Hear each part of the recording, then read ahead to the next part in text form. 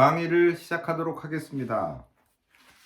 교재는 임상양리학 제 현문사 거고요. 제 4편입니다. 은재순 외에 공저로 되어 있습니다. 이렇게 우리가 이제 다룰 과목은 양리학에 대한 거죠. 양리학. 그리고 여기에 따라서 실제 임상 간호 현장에서 어떻게 이런 약을 가지고 환자를 케어할까에 대해서 한번 한 학기 동안 다뤄보도록 하겠습니다. 자, 강의 계획서가 수업 계획서가 작성했는데 그것이 이제 또 이번 학기에도 온라인 강의로 되면서요. 그 순서를 좀 바꿨습니다. 그래서 조금 복잡한 챕터는 뒤로 미루고 좀 쉬운 챕터를 앞으로 해서 한 거를 공지사항에 올렸습니다. 거기를 참조해 주시기 바랍니다. 그리고 상황에 따라서 과제와 시험은 유동적이기 때문에 상황 봐가면서 여러분들한테 공지하도록 하겠습니다. 자, 양리학을 이제 배우는 거죠.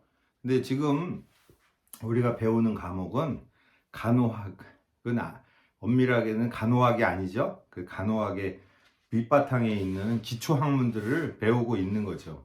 그래서 여기로 여러 가지 문과적인 것도 배우지만 뭐 논리적 글쓰기 이런 거 하시죠? 그런 거. 또 뭐 생명윤리 이런 과목도 있는 것 같은데 그런 거 말고 의학적인 것을 해보고 있는 거죠. 의학의 기초 과목을 여러분들이 1학년 때 해부학 있죠? 해부학. 또 뭐가 있을까요? 또 생리학 있죠? 생리학 있어요. 또 뭐가 있을까? 또 기초건강과학이라고 하는 거에서 병태생리학, 병리학을 배우고 또 여기에서 양리학을 또 배우고 있죠. 양리학. 그래서 기초 과목을 2학년 1학기 정도, 2학기까지 이렇게 맞추게 되는 거죠. 그래서 이 정도 과목을 배우고 있습니다. 그래서 이 해부학이라는 것은 모든 의학의 아주 기초가 되는 거죠. 구조를 다루는 거죠. 구조. 또 생리학은 인체의 구조 해부학, 생리학은 인체의 기능, 병리학은 병든 조직, 기관의 그러한 형태와 기능을 하는 것이죠. 그리고 양리학은 약이라고 드럭이라고 하는 것들이 어떻게 인체와 상호작용을 하는가에 대해서 아는 학문이죠. 그래서 실제 환자를 치료하는 것이 되는 겁니다. 그래서 우리가 보통 의학을 할 때는 의학의 분과를 나눌 때는 대체 어떻게 하죠? 보통 크게 나누는 게 내과와 외과입니다. 내과, 외과.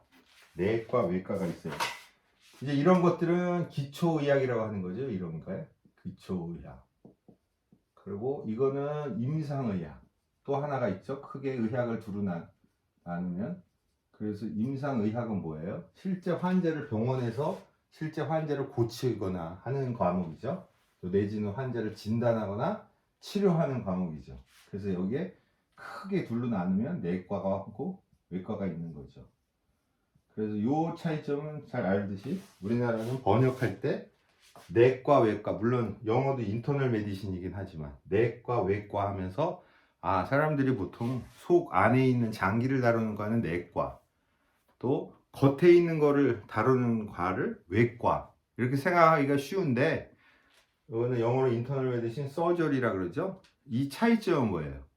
어느 부위를 다루느냐가 문제가 아니고 어떤 방법으로 치료하느냐가 중요한 것입니다. 그래서 내과는 주로 뭘 하는 거죠? 내과는 약물을 가지고 하는 거죠. 약물 요법을 시도하는 거죠. 치료법 중에 약물을 시도한다. 이게 중요하고 외과는 약물이 아닌 것을 시도한다. 그래서 대표적인 게 어떻게 돼요?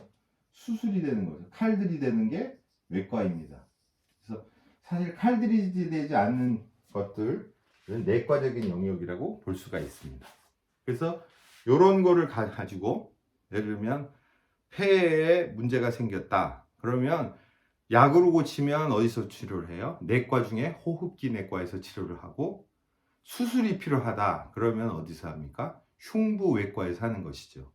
그래서 또 심장에 문제가 생겼다, 약으로 고치면 심장내과 또는 순환기 내과에서 다루고, 또 수술이 필요하다 그러면 흉부외과에서 다루는 것입니다. 그래서 우리가 오늘 배울 과목은 이렇게 내과적인 약물이 인체와 어떤 상호작용을 하며, 그래서 우리 간호사는 임상 현장에서, 간호 현장에서 어떻게 이 약을 가지고 환자를 돌볼까 생각할 때, 그때에 뭘 하는 거예요? 기초 지식이 있어야 된다는 거죠. 그래서 양리학의 전문가가 되는 걸 원하는 건 아니죠. 또 내과의 전문가가 되는 것을 원하는 것도 아닙니다. 기초적인 것을 알고, 그래서 의사의 지시에 따라서, 또 의사의 지시 없이도 간호사의 고유 영역에서 간호 진단에 따라서 행하는 영역을 배우기 위해서 이 양리학을 공부하는 것입니다. 저는 전공이 정신과 의사라서 사실 양리학자가 아닙니다. 그리고 그렇지만 임상 현장에서 매일매일 약물을 처방합니다. 그래서 먹는 약도 처방하고, 또 주사약도 처방하고, 정맥주사, 근육주사, 수액 이런 것도 처방하고, 또 연고도 처방하고, 이러한 여러 가지를 합니다. 그리고 수술까지는 제대로 아닌지 몰라도 소독도 이런 것들을 얻어내리고 실제 하기도 하고, 이런 것을 하는 것이죠. 그래서 양리학자는 제가 아니지만 약을 다루고 실제로 다루고 있는 임상의사의 입장에서 여러분들과 함께 이 과목을 다뤄보고자 합니다. 자, 1쪽을 봅니다. 그래서 책을 중심으로 강의합니다. 그래서 책에 중요한 내용들이 나와 있기 때문에 중요한 부분을 가지고 해보겠습니다. 자, 수업 계획서를 해놨거든요. 그걸 참조해 주시고요. 그리고 다음 공지사항이 올립니다. 그래서 다음 주에는 3장, 13장, 14장을 다음 2강에서 하도록 하겠습니다. 자, 양리학의 어원은 1쪽입니다. 자, 이거 들어가기 전에 한번 챕터를 한번 살펴볼까요? 다 어떻게 해요? 계통, 시스템에 따라서 되어 있죠. 그래서 2장 자율신경계, 체성신경계, 중추신경계, 오타코이드와 염증에 작용하는 약물, 호흡기계에 작용하는 약물, 혈액 및 조혈기계에 작용하는 약물, 심혈관계에 작용하는 약물, 비뇨기계에 작용하는 약물, 소화기계, 화학요법제 및 항생물질, 내분비계, 골격계 질환에 사용하는 약물, 피부질환에 사용하는 약물, 이렇게 되어 있습니다. 그래서 이거 꼭 순서대로 해야 될 필요는 없는 거죠. 그래서 책마다 이런 것도 순서가 저자에 따라서 바뀌기도 합니다. 자, 1조 양리학 파마콜로지의 어원은 치료약과 독약의 의미를 가지고 있는 그리스어인 파마코네에서 유래된 것으로, 그래서 약물이 생체의 조절 부위 타겟 리전에 결합하여 생체를 흥분 또는 억제시키는 생리적인 과정을 피지올로지컬한 과정, 즉 기능을 연구하는 학문이라 할 수 있다.